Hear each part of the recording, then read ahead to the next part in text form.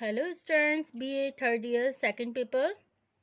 Today our topic is उपकल्पना का अवधारणाकरण एवं रचना. Okay. Concept, realizations and formulations of hypothesis. Okay. उपकल्पना का अवधारणाकरण एवं रचना. तो देखिए हमारे आज के टॉपिक में उपकल्पना का अवधारणाकरण एवं रचना के बारे में आज हम इसकी बैकग्राउंड बताते हैं पहले. Okay, we get the introduction of the उपकल्पना.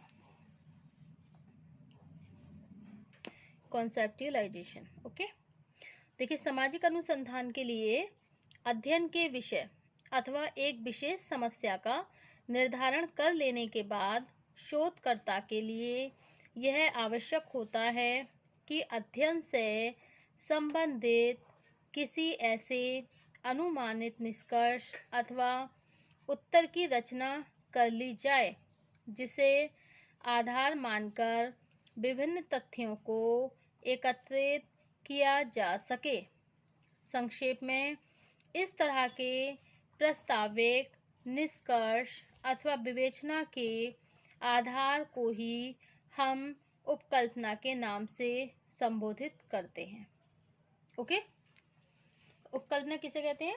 देखिए सामाजिक अनुसंधान के लिए अध्ययन के विषय, ओके, अथवा एक विशेष समस्या का निर्धारण, और क्या, एक विशेष समस्या का निर्धारण कर लेने के बाद शोधकर्ता के लिए यह आवश्यक होता है कि अध्ययनकर्ता से संबंधित किसी ऐसे अनुमानित निष्कर्ष अथवा उत्तर की रचना कर ली जाए जिसे आधार मानकर विभिन्न तथ्यों को एकत्रित किया जा सके.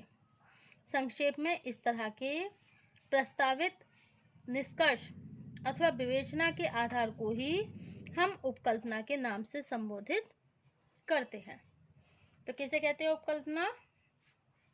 कि संक्षेप में प्रस्तावित निष्कर्ष होता है, विवेचना के आधार को ही हम उपकल्पना के नाम से संबोधित करते हैं. ओके, नेक्स्ट है आपका, यदि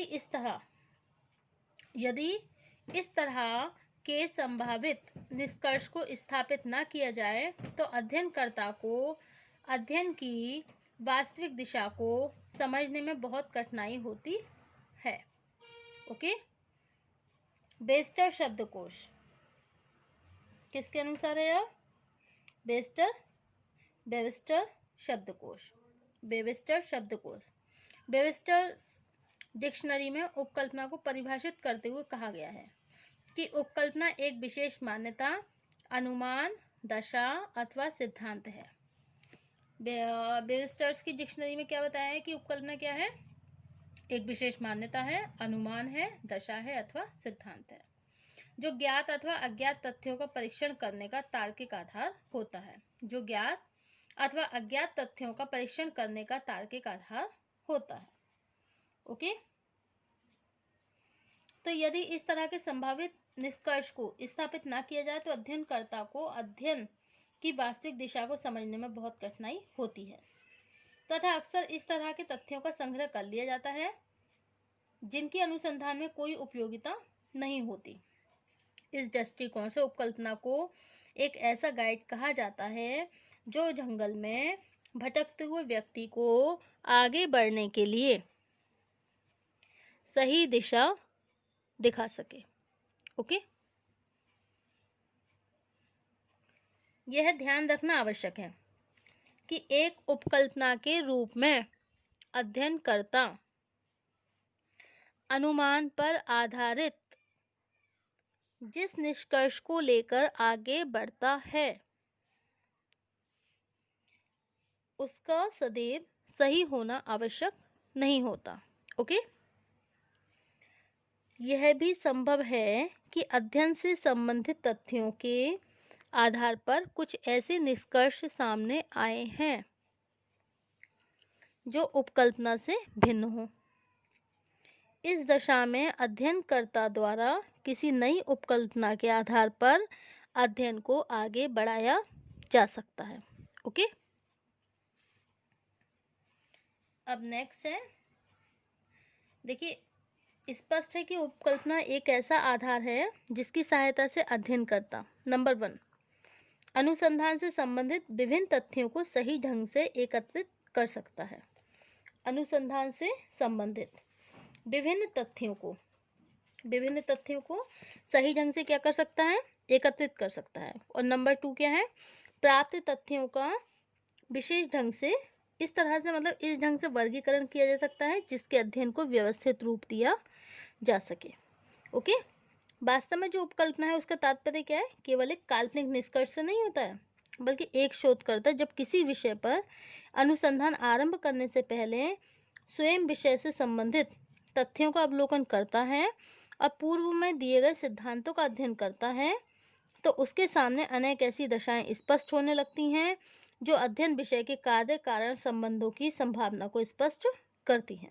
ओके, ऐसी संभावनाओं या अनुमानों के आधार पर जब विभिन्न तथ्य एकत्रित किए जाते हैं तो शोधकर्ता को उनका उत्तर सरलता से मिलने लगता है। इससे पुनः यह स्पष्ट होता है कि उपकल्पना एक अस्थायी अनुमान है जो प्राप्त तथ्यों के आधार पर प्रमाणित या अप्रमाणित सिद्ध हो सकता है। ओके, नेक्स्ट डेफिनेशन है कोहेन के अनुसार। कोहेन ने उपकल्पना को अनुसंधान का एक मध्य बिंदु मतलब मिड पॉइंट कहा है। इसका तात्पर्य कि उपकल्पना के आधार पर जहां हम अध्ययन विषय से संबंधित पहले के तथ्यों या सिद्धांतों को समझने का प्रयत्न करते हैं, वहीं इसकी सहायता से आगे एकत्रित किए जाने वाले तथ्यों की दिशा भी स्पष्ट होने लगती है। किसी उपकल्पना को लेकर एक विशेष अनुसंधान का कार्य धीमा होने के साथ भी कठिन होता है। कारण यह है कि उपकल्पना से संबंधित विभिन्न बिंदु पक्षों का निर्धारण करना एक सरल कार्य नहीं होता है। यदि प्राप्त तथ्यों के आधार पर कोई उपकल्पना सही प्रतीत नहीं होती तो उसके स्थान पर किसी दूसरी उपकल्पना का निर्माण करके नए सिरे से अध्ययन करना आवश्यक हो जाता है। ओके, अब नेक्स्ट है आपका, कोहेन ने क्या बताया है कि उपकल्पना को अनुसंधान का मध्य बिंदु मिड पॉइंट कहा है। इसका तात्पर्य है कि उपकल्पना के आधार पर जहां हम अध्ययन विषय से संबंधित पहले के तथ्यों या सिद्धांतों को समझने का प्रयत्न करते हैं, वहीं इसकी सहायता से आगे एकत्रित किए जाने वाले तथ्यों की दिशा भी स्पष्ट होने लगती है। ओके, नेक्स्ट है उपकल्पना की परिभाषा, definition of hypothesis, definition of hypothesis. Okay, उपकल्पना की परिभाषा अकॉर्डिंग टू लुंजबर्ग, G.A. लुंजबर्ग के शब्दों में उपकल्पना एक कामचलाऊ सामान्यीकरण है जिसकी सत्यता की परीक्षा अभी बाकी है। अपने बिल्कुल प्रारंभिक स्तरों पर उपकल्पना एक अनुमान, कल्पनात्मक विचार अथवा पूर्वानुमान आदि कुछ भी हो सकती है जो बाद में किसी भी क्रिया अथवा अनुसंधान का आधार बन जाती है। ओके, जो बाद में किसी भी क्रिया अथवा अनुसंधान का आधार। ओके, अब नेक्स्ट है अकॉर्डिंग टू पीवी यंग।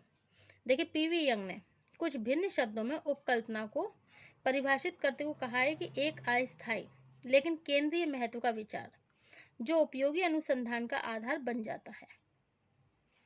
मतलब उपकल्पना को परिभाषित करते हुए क्या कहा है कि एक अस्थायी लेकिन केंद्रीय महत्व का विचार जो उपयोगी अनुसंधान का आधार बन जाता है, उसे हम एक कार्यकारी उपकल्पना कहते हैं। ओके, नेक्स्ट डेफिनेशन है आपकी गुजे तथा हार्ट। अकॉर्डिंग टू गुजे तथा हार्ट के अनुसार उपकल्पना एक ऐसी मान्यता है, क्या है, एक ऐसी मान्यता है जिसकी सत्यता को सिद्ध करने के लिए उसकी परीक्षा की जा सकती है। ओके, तो उपकल्पना क्या है, एक ऐसी मान्यता है जिसकी सत्यता को सिद्ध करने के लिए उसकी परीक्षा की जा सकती है। लगभग इन्हीं शब्दों में बोगार्डस ने लिखा है कि उपकल्पना परीक्षण के लिए प्रस्तुत की गई एक मान्यता है, कि उपकल्पना क्या है, परीक्षण के लिए प्रस्तुत की गई एक मान्यता है। ओके, तो उपकल्पना की परिभाषा किसने दी है, गुजे तथा हार्ट ने। तो गुजे तथा हार्ट के अनुसार क्या है, the hypothesis is the necessary link between theory and the investigation which leads to the discovery of additions to knowledge. Okay, तो ये किसके अनुसार है? तो इसमें क्या बताया है कि गुजे तथा हार्ट ने क्या बोला है कि the hypothesis is the necessary link between theory and the investigation which leads to the discovery of addition to knowledge. Okay, कि उपकल्पना एक ऐसी मान्यता है जिसकी सत्यता को सिद्ध करने के लिए उसकी परीक्षा की जा सकती है. ओके, अच्छा, नेक्स्ट है आपकी hypothesis is a proposition which can be put to test to determine its validity. ये क्या है? उपकल्पना क्या है? Hypothesis is a proposition. क्या है? Is a proposition. ये एक प्रीपोजिशन है, समझ लो.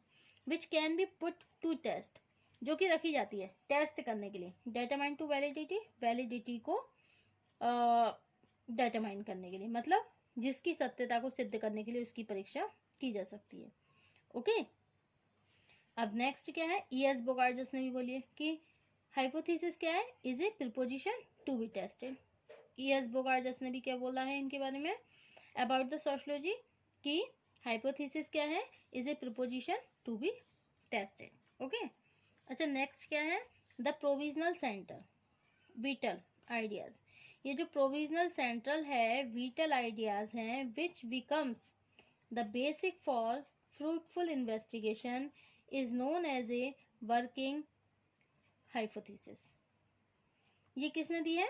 पीबी यंग ने, जो कि scientific social survey and research के अनुसार इन्होंने क्या बोला है कि this provisional central whittle ideas which becomes the basic for fruitful investigation is known as a working hypothesis. Okay, और हाइपोथेसिस क्या है? Preposition to be tested. Hypothesis is a preposition to be tested according to E.S. Bogardus. और गुजे तथा heart ने क्या बताया है कि hypothesis is a proposition which can be put to test to determine its validity. Okay, और in the other word we can say that the hypothesis is the necessary link between theory and investigation which leads to the discovery of addition to knowledge. Okay, so this is the all definition of hypothesis. Thank you.